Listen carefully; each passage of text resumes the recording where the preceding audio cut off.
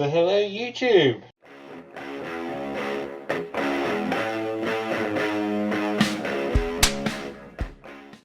So you might be wondering why I'm wearing this mask, and it's basically because it was lying on the side and I felt like wearing it. Let's breathe again.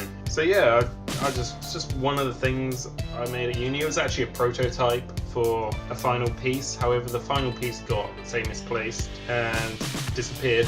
So that was a bit annoying, but this was basically a prototype for it, and it's been sat on the side of my room for a while, and I decided to wear it because why not? Again, obviously you can see very much into the back was done up by a leather buckle.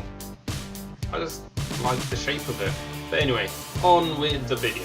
It's been a very long time, or it feels like it's been a very long time since I made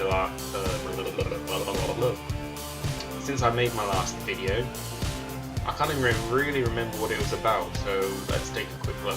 Yes, I remember now. My last video was about pricing up this bracelet, so hopefully you all liked that video. I know it's quite a long video, it's quite in-depth, I've tried showing you all the different aspects, but hopefully you found it interesting and understand a bit more now. It feels like a while ago, I don't actually know.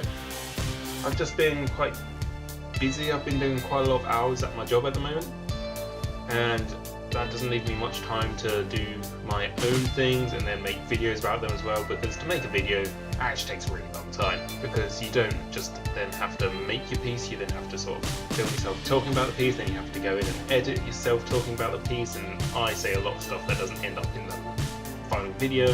But again, that's more of a life thing. And you may wonder why I'm waving my hands around quite so much today. I do it quite a bit anyway, but probably a couple of weeks ago now, or at least a week ago, I decided to make something for myself, because I can. And what I made was this ring. If you follow me on Facebook and Twitter, you may have seen a couple of photographs of my ring already.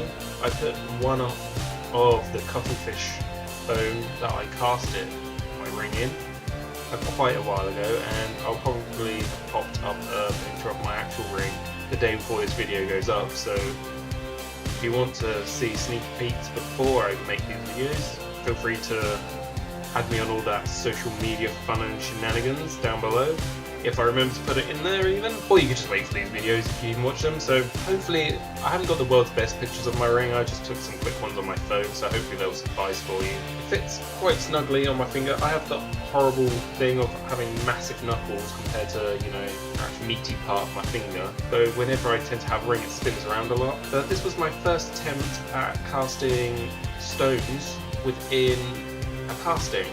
I've seen it done before quite well. I'm trying to rip them off, but I'm not planning to sell this or anything, don't worry. It was just kind of for me.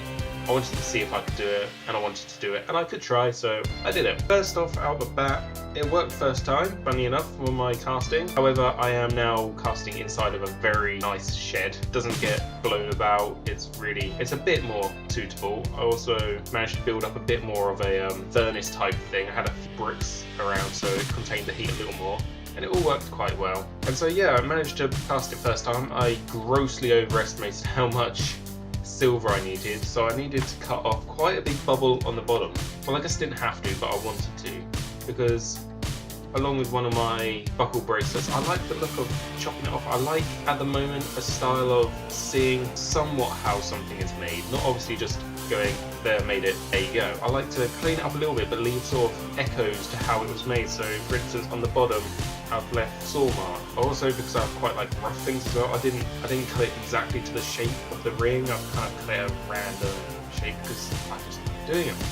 I also left a lot of the, I chopped some of the air vents off this one, unlike my buckle bracelet. As a ring, it would be a bit more uncomfortable having spikes against the side of your fingers. So I chopped some of those off, I left some of the saw marks in there. I rounded everything off so there's nothing sharp on the ring. And for me, the lines going around it all kind of reminds me of the spine of my ring now, which I really love. The ridges of the cuttlefish came out really well. I had to do a bit of sanding on the inside because there was a bit of flashing, and so I had to try and clean that up. And so I've kind of got this polished ring on the inside of my ring. I don't think I've got a photo of that one, but yeah, it all worked out really well. The only thing I was a bit annoyed with was because I bought some onyx, that's the stone in there, I smashed it up, and when I was putting it in, I thought I was putting too much onyx in, so I only ended up putting 3 bits of the stone in there. However, one of those bits came out. I obviously didn't put it in a way that the silver could cast, or most of it came out. It broke during the casting, and then a bigger bit fell out. However, I've still got a couple of bits quite nicely put in there, but I think I could have got away with putting a lot more onyx in. There's not too much that you can see, and also I think it's because of the heat that the bigger part you might be able to see has got like this white coating to it.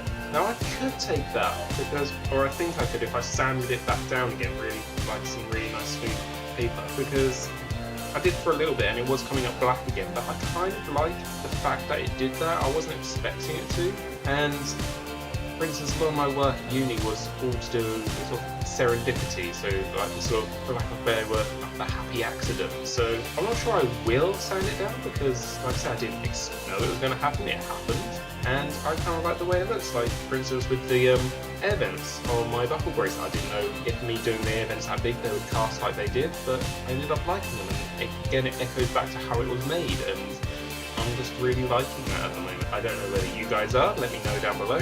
And so that's really what this video was about, just to apologise and tell you that I have been making something, although it's nothing I'm gonna sell. I mean, I could go about it. I say it was much easier to cast this ring than it has been my buckles, but then it is quite a bit wider than the buckles, but not quite as, it's quite a lot deeper but not as wide, so not sure how that's going. Plus it doesn't have the bar going down the middle, it might help. But yeah, so that's what I've been up to. I hope you like my ring. Tell me what you think of it. Whether you like the fact there's not too much onyx in there, whether you like the fact that the onyx has got that sort of white coating to it. I mean, it might rub off eventually by itself if I keep on wearing it. I mean, it does spin around a little bit on my finger when I'm a bit colder, because obviously my fingers shrink when I'm cold. Yeah, let me know what you think. I'm really liking this ring. I really like the fact that the bottom has that sort of cut off part. I'm wondering whether just cast rings with nothing in them, like don't bother making a top to it, and then just where I cut the sprue off, not the sprue, the bubble, let's say the bubble, and make that just the top of the ring, make that the centerpiece, because I think it looks quite nice as well. But yes, to keep this video fairly short, because I feel like I've rambled on a lot longer than I was planning to, let me know what you think down below. Don't forget, if you want to see things, you can always subscribe to all my social media shenanigans, and you can also look on Etsy for pieces. For instance, that buckle bracelet I made last time, still on Etsy. Thinking of putting some more pieces up on there, but that will probably be in my next video. I'll talk about that, so keep your eyes open for those. And yes, I will leave it there. So I hope you enjoyed the video, and I shall see you next time. Sparks out. So in this video, I'm going to be showing you how I will price up this buckle bracelet I've been working on.